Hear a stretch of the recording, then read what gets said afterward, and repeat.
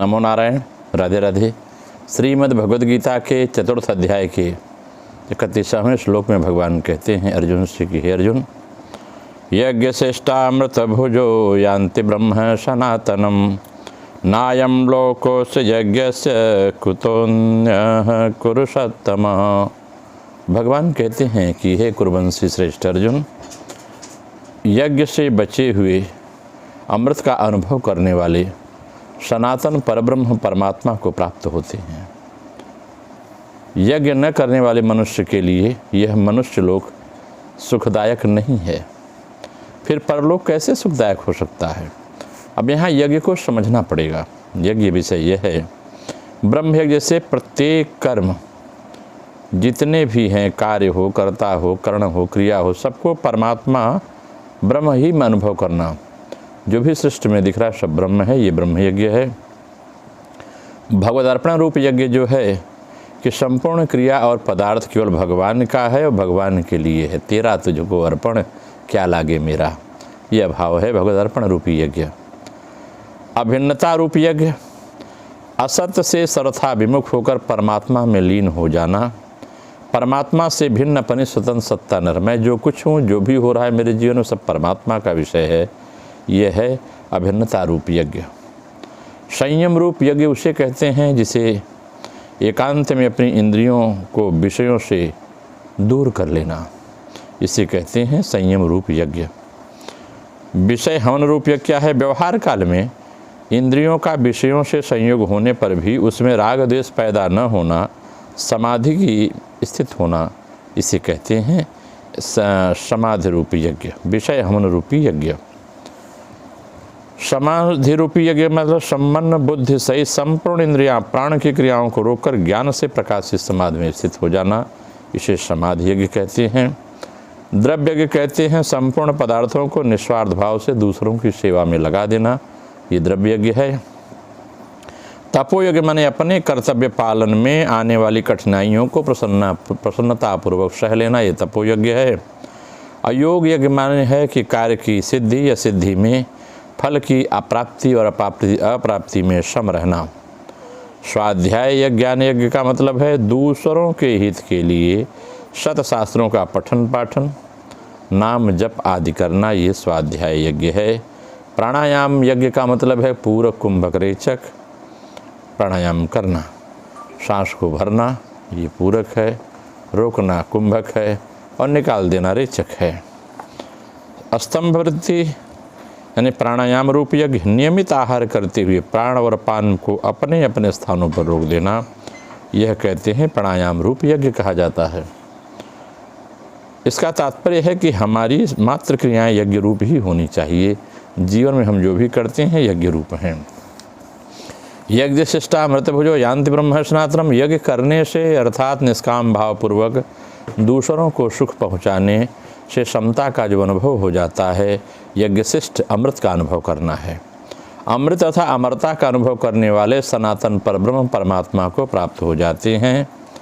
स्वरूप से मनुष्य अमर है, मरने वाली समस्त वस्तुओं के संग से ही मनुष्य को मृत्यु का अनुभव होता है। वह वस्तुओं को संसार के हित में लगाने से जब मनुष्य असंग हो जाता है, तब उसे स्वतः सिद्ध अमरता का अनुभव हो जाता है। कर्तव्य मात्र केवल कर्तव्य समझकर किया जाए तो वह यज्ञ हो जाता है। केवल दूसरों के हित के लिए किया जाने वाला कर्म ही कर्तव्य है। जो कर्म अपने लिए किया जाता है वह कर्तव्य नहीं होता, बल्कि वह कर्म मात्र होता है जिससे मनुष्य बदलता है। इसलिए यज्ञ में देना ही देना होता है, लेना केवल निर्वाह मात्र के लिए है।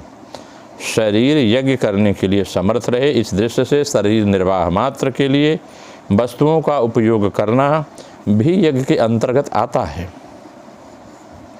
मनुष्य शरीर यज्ञ के लिए ही है, उसे मान बढ़ाई, सुख आराम आदि लगाना बंधन कारक है। केवल यज्ञ के लिए कर्म करने से मनुष्य बंधन रहित मुक्त हो जाता है और उसे सनातन ब्रह्म की प्राप्ति होती है। नायम लोकयन्त यज्ञस्य कुतोन्यः कुरुषोत्तमः। भगवान ने कहा है कर्म न करने से तेरा शरीर निर्वाह भी सिद्ध नहीं होगा। ऐसे ही यहाँ कहते हैं कि यज्ञ न करने से तेरा यह लोक भी लाभदायक नहीं होगा, और फिर परलोक के बारे में क्या कहना है। केवल स्वार्थ भाव के लिए अपने लिए कर्म करने से इस लोक में संघर्ष उत्पन्न हो जाएगा और सुख शांति भंग हो जाएगी तथा परलोक में भी कल्याण नहीं होगा। अपने कर्तव्य का पालन न करने से घर में भी भेद और संघर्ष पैदा हो जाता है, खटपट मच जाती है। घर में कोई स्वार्थी पेटू व्यक्ति हो तो घर वालों को उसका रहना सुहाता नहीं है। स्वार्थ त्याग पूर्वक अपने कर्तव्य से सबको सुख पहुंचाना घर में अथवा संसार में रहने की विद्या है। अपने कर्तव्य का पालन करने से दूसरों को भी कर्तव्य पालन करने की प्रेरणा मिलती है। इससे घर में एकता और शांति स्वाभाविक आ जाती है। परंतु अपने कर्तव्य का पालन न करने से इस लोक में सुखपूर्वक जीना कठिन हो जाता है और अन्य लोगों की तो बात ही क्या है। इसके विपरीत अपने कर्तव्य का ठीक ठीक पालन करने से यह लोक भी सुखदायक हो जाता है और परलोक भी सुखदायक हो जाता है। अगर हम इसके क्रियायोग के अंतर्गत व्याख्या करें तो यह बात और स्पष्ट समझ में आती है कि विहित कर्म ज्ञान और उपासना ही यज्ञ शब्द का प्रतिनिधित्व करता है। परब्रह्म ही इस यज्ञ की अग्नि है, प्राण उसका स्रोत है, अपान उसका मंत्र है, अहंकार मन और बुद्धि उसमें होता है, आधर्यु और उद्गाता है। सब कुछ त्याग करना ही उसकी दक्षिणा है। विहित कर्म ही उपासना है और उपासना के बिना किसी ज्ञान की प्राप्ति नहीं होती।